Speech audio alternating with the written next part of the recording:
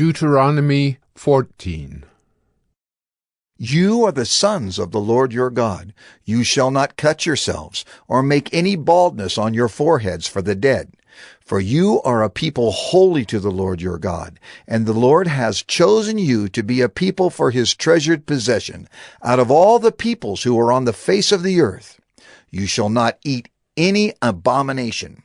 These are the animals you may eat: the ox, the sheep, the goat, the deer, the gazelle, the roebuck, the wild goat, the ibex, the antelope, and the mountain sheep. Every animal that parts the hoof and has the hoof cloven in two and chews the cud among the animals, you may eat.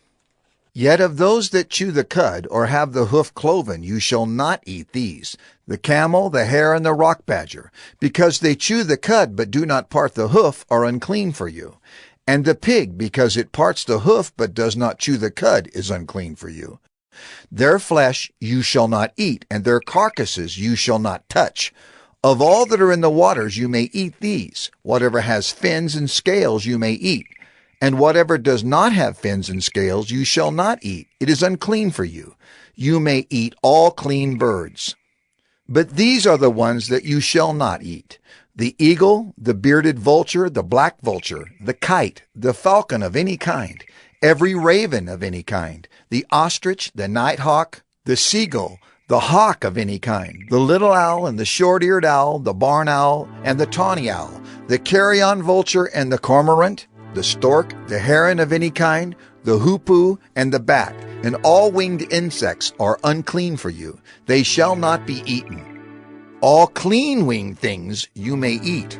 You shall not eat anything that has died naturally.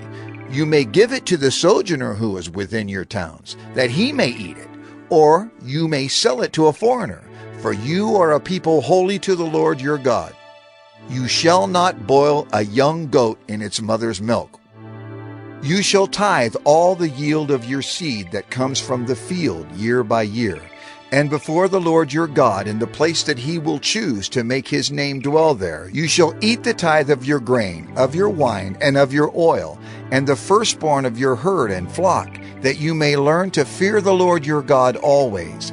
And if the way is too long for you, so that you are not able to carry the tithe, when the Lord your God blesses you, because the place is too far from you, which the Lord your God chooses to set his name there, then you shall turn it into money, and bind up the money in your hand, and go to the place that the Lord your God chooses, and spend the money for whatever you desire: oxen or sheep or wine or strong drink, whatever your appetite craves.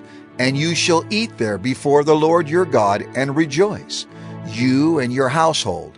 And you shall not neglect the Levite who is within your towns, for he has no portion or inheritance with you. At the end of every 3 years, you shall bring out all the tithe of your produce in the same year, and lay it up within your towns.